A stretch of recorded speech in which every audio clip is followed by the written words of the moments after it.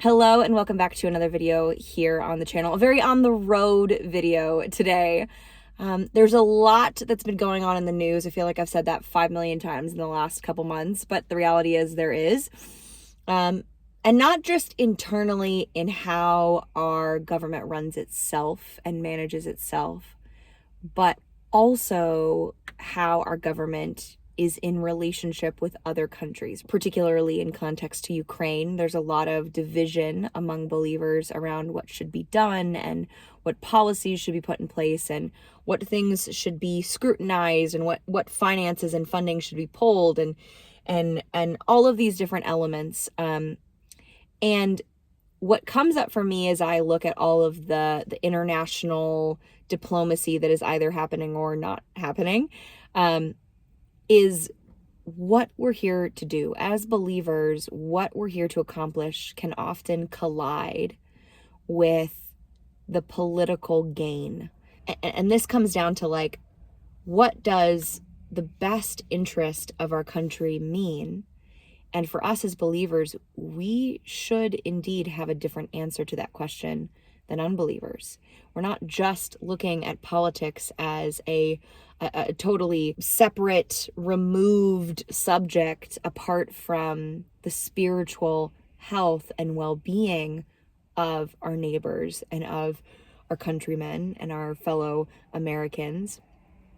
And I think that often we do that. We look at the lens of politics from a perspective of, what's happening on the political landscape, and it seems separate. It seems removed from the spiritual conversations and the biblical conversations that we're having, and we shouldn't do that. They're very connected, not because politics itself is as important as our walk with the Lord, but because politics is a reflection of the spiritual well-being of our country and of the world, and how our country has an incredible privilege, as well off as we are here, compared to a lot of countries. We have an incredible opportunity to serve and minister to other countries, and that will change and is changing when our objective here as Christian Americans becomes about our own economy and health, wealth, and, prosperity of our country. And so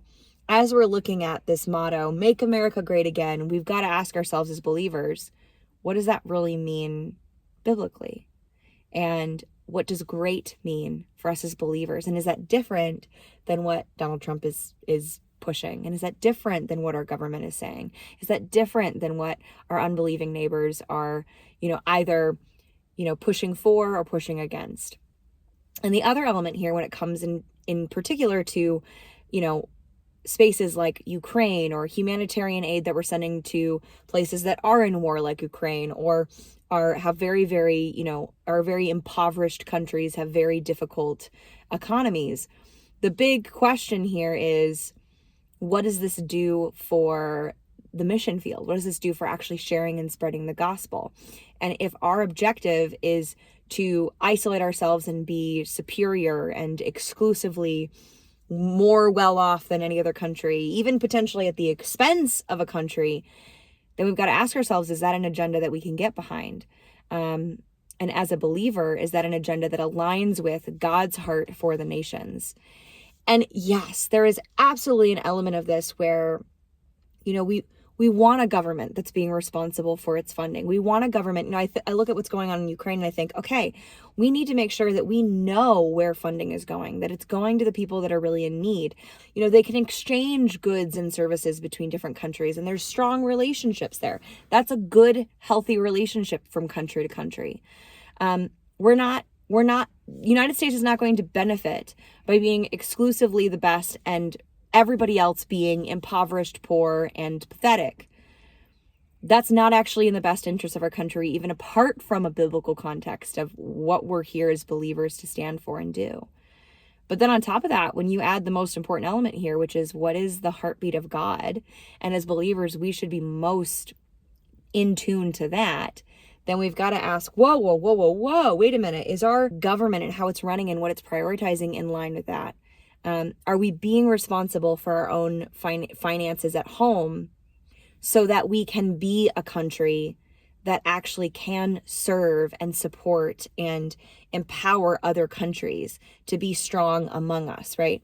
And this is something, as I'm studying the founding fathers and their particular perspectives on international relationships and when to get into wars and when not to get into wars, they were very, very, very much isolationist, like proposing staying out of other people's business, staying out of other people's messes, staying out of the fights between countries and countries that we didn't have any involvement in, stay out of it.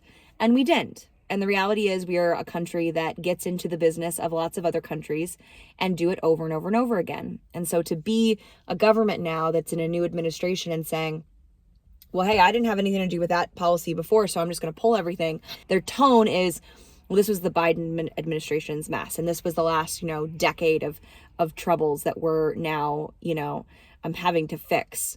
And yet kind of their approach is we're just going to pull everything because we don't like where things are going. And so, as for us as believers, I don't really have answers. I have lots of questions, and lots of prayers for other countries, for our country, that we would be a beacon of light and not selfish in our pursuit individually and collectively as a nation.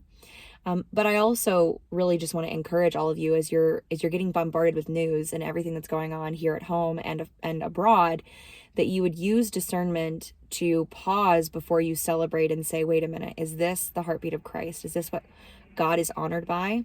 Is this righteousness? And if it is, then let's celebrate it. And if it isn't, let's pause and say, wait a minute, what is off about this? What is going on? And that should lead us to ask more questions and to investigate deeper into what's actually going on, so then we can be wise in our words and we can be intentional and God honoring in our conversations with other people. And ultimately, if you're somebody who has, someday or currently a position of authority and leadership over a group of people, that is a responsibility and an honor, and it is a weight to use that privilege and authority and leadership as wisely and honorably as you can with the utmost integrity, so that at the end of the day, when we get to the throne of God, he says, well done, good and faithful servant, and that there are crowns that we can give back to him in honor and worship and praise, that our life was not wasted on wealth, health, and prosperity and being exclusively the best nation in the world, but that our objectives were actually true and in step with God's heart. All right. See you in the next video.